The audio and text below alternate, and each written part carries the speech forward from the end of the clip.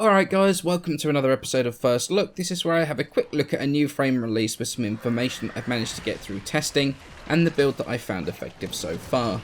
This isn't the same as Suit Up, where I have all of the facts available. It's not quite as in-depth as that though. So, Nidus. That can be acquired when getting the blueprint from the Glass Gambit quest. No spoilers here, that will be in another video. However, the parts can be picked up from the new Infested salvage mission on Ares. They seem to drop on rotation C, so prepare to play a fair amount of that new game mode. Nidus has got two brand new mechanics to him, one directly affecting the other. The first one is Mutation. For every 5 ticks of damage on enemies using either his first ability Virulence or his fourth ability Ravenous, you will add 1 to his Mutation counter, which can increase all the way up to 100. This Mutation counter is needed partially to cast his skills, with Parasitic Link needing a single stack, Ravenous needing to use 3 to be able to cast them instead of using energy cost. The number of stacks in the mutation also affect the way he looks, with tendril looking things coming out of 4 stacks and then his helmet opening up at 10 stacks. The actual damage that you do on certain abilities, on your first ability Virulence and also the fourth ability Ravenous, that will also depend on how many stacks you've got in your mutation. This mutation mechanic directly relates to his passive as well, which is called Undying. What this means is, provided he's got 10 stacks of mutation built up, if he's dealt fatal damage he will just lose 10 of those stacks, but you will restore 50% of your health and get 5 seconds of invulnerability, which is very nice if you just simply need to get out of there. His abilities seem to be pretty simple for the most part. His first ability Virulence is where Nidus stomps the ground, causing Infestation to erupt out of it, damaging any enemy in its path, stealing 3 energy from each of them. For every 5 enemies it hits, it will add 1 to the mutation counter. The damage is increasable with power strength mods, the range with range mods. The mutation stack also adds another damage multiplier onto the ability as well, as I said earlier. And when that mutation counter is really built up, Virulence does a ton of damage, meaning that it's a fantastic scaling ability. You can actually see me killing level 80s with this build in the footage. It's a very solid first ability, which is more than can be said about a lot of them. Second ability, that's called Larva, where Nidus spawns an infested pod at the location you're currently aiming at. This pod will erupt, sending tentacles out, grabbing any enemy in range of it. It pulls them into the centre. There's not a lot to this ability, it's affected by both duration and range mods. The ability, when combined with its first ability, can stack a ton of mutation stacks very quickly, because it basically drags everything into a central location, but it will also do a ton of damage to a lot of enemies because you're grouping them up to be hit by that Virulence. It will only pull enemies in on the initial spawn though, however not afterwards, so anything more than the initial grab is basically just them being held, so they're easier to hit because you can damage them as both Nidus and your allies when they're actually still being held by the Larva. The third ability, that's Parasitic Link. It's a bit of a strange one because I'm still not 100% sure exactly the ins and outs of what it does. I know that it has to be cast on either an enemy or at a friendly directly. There's no indirect casting like a Link Trin does. If it's linked to an ally, both of you do 25% increased damage. If it's linked to an enemy, he will redirect 50% of the damage received to him to the enemy that he's linked to, while you're going to be immune to knockdowns as well. The damage increase and the damage redirected to the enemy, they're affected by strength mods, the range of the link by range mods, and duration by duration mods.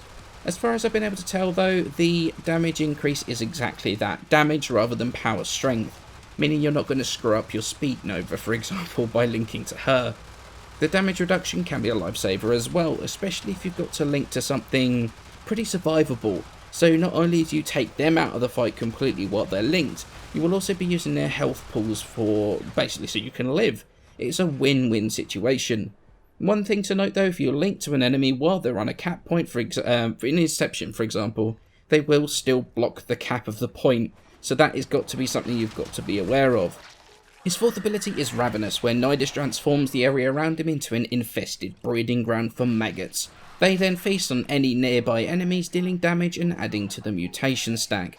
Once the maggots have eaten their fill, they will then explode, dealing AoE damage to anything in range.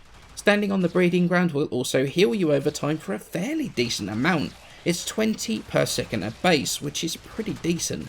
This costs 3 mutation stacks to cast normally, however you can recast it while it's deployed. Depending on how much time it's got left, it will cost varying amounts of additional stacks. All damage as well as the heal is affected by strength mods. Range of the explosions, not the breeding ground though, is affected by range mods. And then duration affects its duration. The damage from this, to be honest, isn't spectacular, especially when compared to his first ability. However, the crowd control from the maggots eating the units, and then the healing as well, makes this a very utilitarian 4th ability. And while the damage, as I say, isn't great, it still makes for a decently strong ability. As for the build, I've gone for one that is fairly balanced, to be honest, with a slight hit on duration. Steel Charge is still in the aura, Power Drift and Transient Fortitude for power strength. We've then got Prime Continuity to offset that transient and the duration loss from that, as well as from the fleeting that we've combined with Streamline for efficiency, so we can spam our 1 and 2. We've got 3 tanking mods as well, Vitality, Steel Fibre and Rage, for that continuous energy regen. It's a pretty decent little build that does a ton of damage.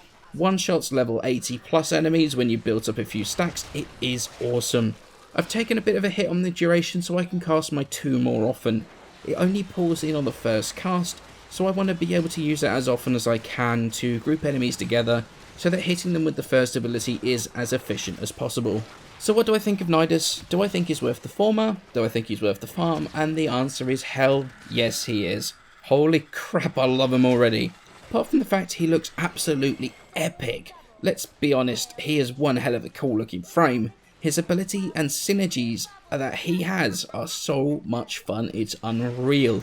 We've not had it before where actually putting effort into playing the game really pays off quite like Nidus does. At first his damage isn't that strong, but if you keep on trucking, keep on building those stacks, it starts paying off in spades. But he also brings so much to a team. Great damage once he's stacked up. Crowd control with his second ability, buffing friendlies or insane survivability with his third, then a team heal and AoE crowd control with his 4th. He is the full package and can be a huge use to a team, whether it's in standard missions, sorties, whatever you want to do with him. I have had a blast playing with him tonight. The synergy of powers means that no matter what I was doing, I was involved. I felt like I was actually playing him more than I do with some frames, using all of his abilities instead of a select few. I have a new second frame, his name is Nidus. That is how much I like him, and that's how much I recommend getting hold of him, getting those former done. Now, I'm sure there are a few other niches to him that I've not considered, or I've not noticed while I've been testing, especially when it's now 4:15 in the morning. Anything that I've missed so far, pop it in the comments below. I will cover it when I do my full suit up. However, for now, Let's Max is coming for the 2 new weapons. They're coming tomorrow. More Cloud Pirates gameplay as well. But for now, I'm going to go grab some sleep. Thank you all so much for watching. Feel free to hit that like button, sub if you like my content, and I shall see you in the next video.